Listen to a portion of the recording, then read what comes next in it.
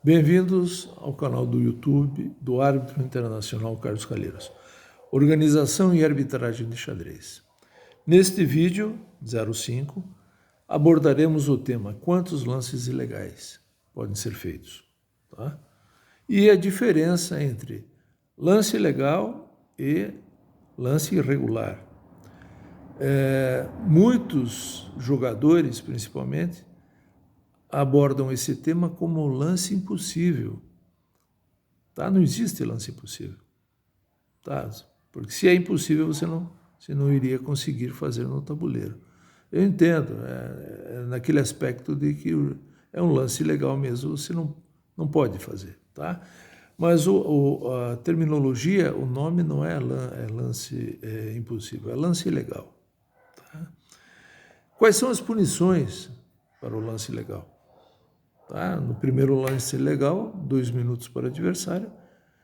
No segundo lance legal, perde. Isto no blitz, isto no rápido. Tá? No blitz, primeiro lance legal 1 minuto, segundo lance legal perde. Tá? Historicamente, não existia o lance legal, ou a punição por lance legal. Então você ia jogando, ajeitava e tudo. Só no tempo que Rei Pelado ganhava a partida. Por quê? Porque não estava especificado claramente na regulamentação esse caso de Rei Pelado. Né? Então, aquela análise de o teu jogador não tenha material para dar mate, então você não pode ganhar a partida de você. Não existia esse conceito. Tá? Depois, a primeira vez que eu escutei sobre esse conceito foi num campeonato paranaense no Clube Português de Curitiba. O árbitro era o Luiz Ferreira França Filho, tá? Saudações, França. E ele, numa partida que eu me lembro com o Wagner Borges, e não me lembro o adversário, parece que um dos dois jogadores ficou só com o Rei e acabou ganhando a partida. Quando ele ficou sabendo disso, ele foi lá e corrigiu. Tá? Então ele já tinha esse conceito avançado. Para a época era avançado. Tá? Então foi uma das primeiras vezes que eu vi isso. Ok? Então temos os lances ilegais. Hoje eles estão melhor elencados, mais claros, mais informados. Quais são?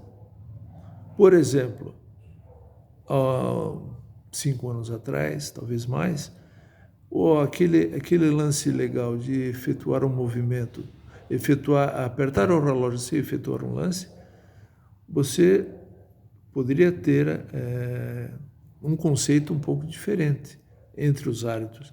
Para alguns seria lance legal, certo? E para outros não seria uma irregularidade. Por quê?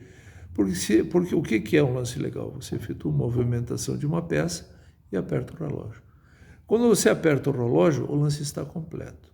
Quando você solta a peça, o lance está efetuado. Mas o lance só está completo, ou seja, finalizado, quando você aperta o relógio. Aí está configurado o lance legal. E a partir daí você pode tomar uma atitude e punir o jogador. Se você é árbitro, pune o jogador. Certo?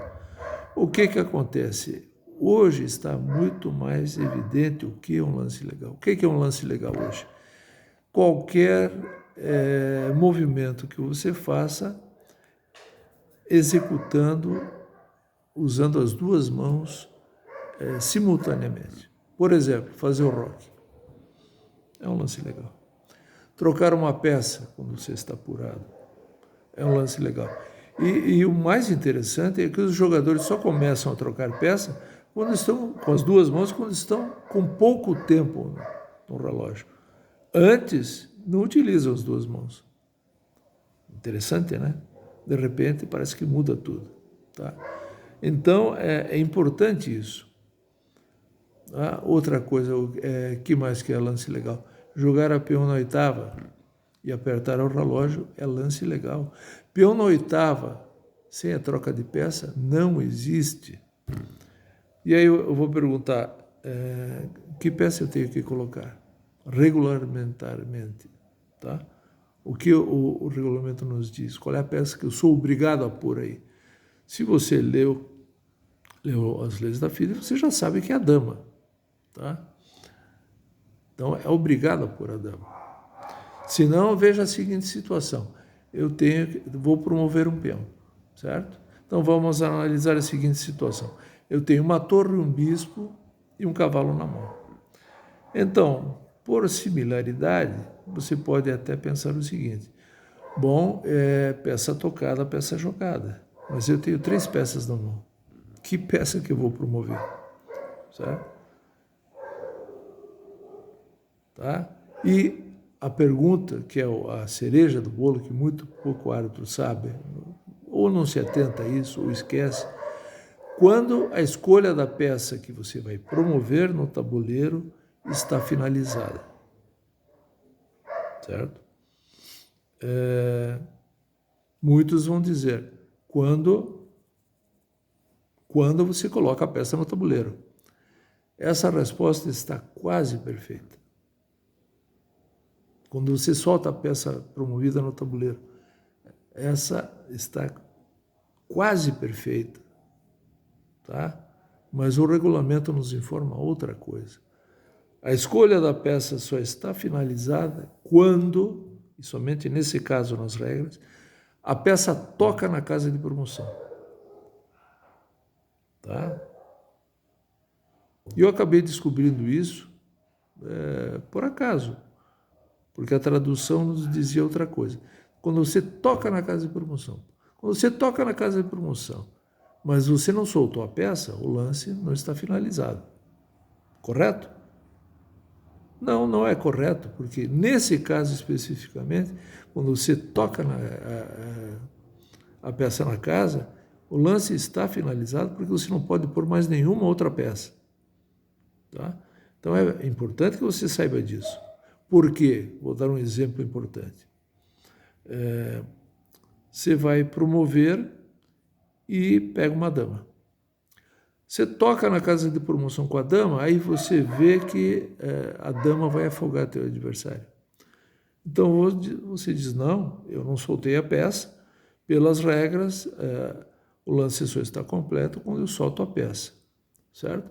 Não soltei a peça, posso fazer qualquer outro lance. Não pode, porque a peça já tocou na casa de promoção. Então você é obrigado a colocar a dama, tá? Digamos que não seja, o detalhe não seja uma promoção de peão. Promoção de peão. Seja, deixa eu ver. Não, tem que ser promoção de peão. Não tem outra. Não posso sair fora do assunto. É na promoção do peão.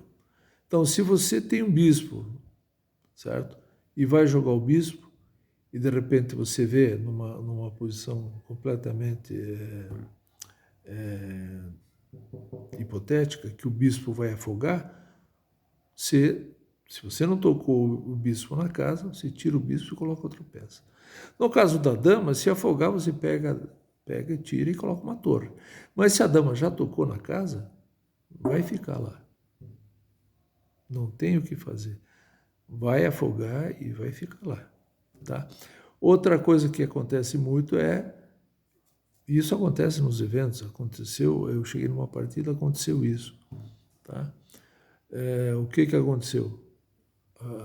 O jogador promoveu, não promoveu, jogou o peão na oitava, e em vez de colocar a peça corretamente, foi dando o cheque, foi movimentando o peão, dando o cheque no adversário até que deu mate. Certo? O que o árbitro tem que fazer quando vê isso? O mais pronto possível. Por isso é interessante sempre ficar girando, sempre ficar controlando as partidas. Se o árbitro vê que ele promoveu um peão e fez um lance já de peão, certo? Mas como se fosse dama, ou como se fosse torre,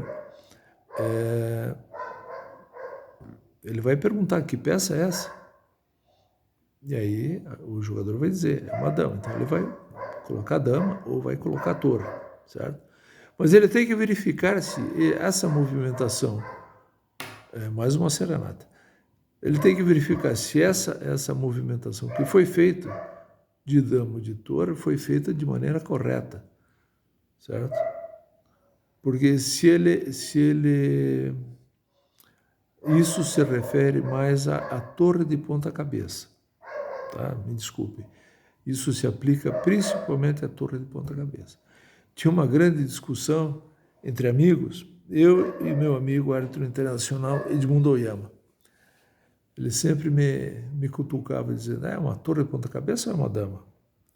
Uma torre de ponta cabeça, se vocês forem ver nas regras, nas leis da FIDE, onde tem aquele tabuleirinho inicial, mostrando o tabuleiro de xadrez como são as peças, você não vai achar uma torre de ponta cabeça.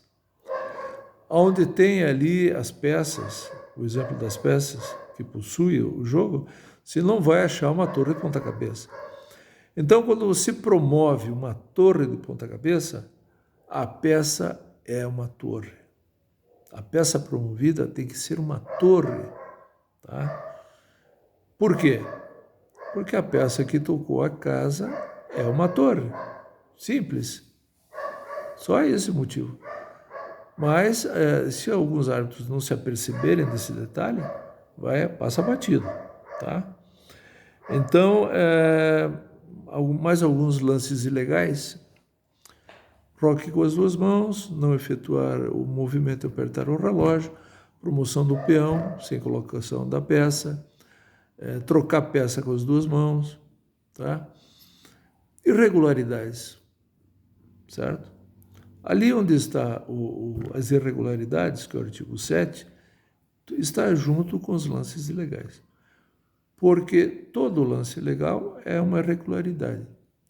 Agora, toda irregularidade não é sempre um lance ilegal. Tá? Qual é a diferença principal entre irregularidade e lance ilegal? É a punição que você dá a seu adversário, a punição que o árbitro dá a um dos jogadores. Tá? Qual é a punição por lance irregular? 1 minuto. Ou, como alguns árbitros gostam de fazer, uma primeira advertência verbal. Ok? Segundo lance irregular, 1 minuto, e você já comunica que no terceiro lance irregular perde. Por que perde? Por que perde no terceiro? Porque eu acredito que no terceiro já é suficiente. Tá? Pode perder no quarto? Pode. Cada árbitro, uma análise. Pode. Mas eu acredito que 3 lances irregulares já é demais. Senão vai se perpetuar até quando? Então você avisa. A primeira advertência verbal. Se acontecer de novo, dá 1 minuto ao seu adversário. Se acontecer de novo, você perde. Para que o jogador saiba aonde está jogando, como está jogando. Certo? Que mais aqui? Bom, essa é a diferença, certo? Você tem que ter conhecimento e tem que ter, como se diz, a mesma atitude sempre que você se encontrar com uma mesma situação. Tá? Você não pode, para uma determinada situação, nada rodadão, tomar uma decisão e 3 rodadas depois, na mesma situação, tomar outra decisão. Tá? Por que eu falo isso? Porque se você toma esse tipo de decisão e muda a decisão, é porque o teu conceito não está claramente formado a respeito dessa situação que ocorreu. Tá? Como é que você faz isso? Faz como? Estudando, discutindo, tá? Debatendo, adquirindo conhecimento. Você, quando entra em campo, você tem que estar preparado. Tá? Até eu gosto de citar, em vários casos, eu cito aquela cena do U-Boat 574, acho que é. Acho que é 574. Um filme de guerra, onde os americanos capturam um submarino alemão e ele, num determinado momento, ele tem que tomar uma decisão. E ele fala para o sargento, certo? Não sei o que fazer. Aí o sargento olha para ele e tal, fica aquela situação, né? Aí tem a reclamação dos jogadores e tal, e o sargento diz, quietos, né? Quem decide é o capitão. Depois, quando os dois estão sozinhos, ele chega para o capitão e diz, olha, na marinha, o capitão é um deus. O capitão tem que saber tudo, a todo momento. Ele não pode dizer, não sei. Tá? Seria muito prepotente dizer que o árbitro tem que ser do mesmo tratamento, no mesmo comportamento. Não acredito, porque os árbitros não têm todo o regulamento na cabeça. Eu não tenho. Por muitas vezes, antes de cada início de competição, vou lá, dou uma olhadinha, ver se tem alguma novidade, se tem algum conceito novo, né? Porque você acaba esquecendo, entendeu?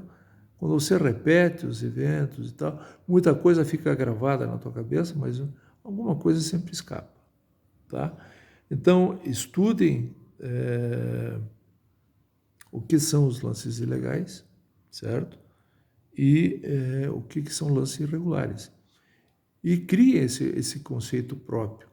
Aí eu vejo muita gente dizer assim, não, mas fulano falou que era assim, Calheiros falou que era assim, o Bento falou que era assim, e outros árbitros amigos meus, né? Não, porque fulano falou. Não é o fulano falou. Você comenta, você decide, você é um formador de opinião, certo? Se baseando na realidade que você acredita que deva ser. Você aplica aquilo que você acredita, ok? Então, obrigado a todos. Quem gostou, dê um like, registrem-se e toquem o sininho.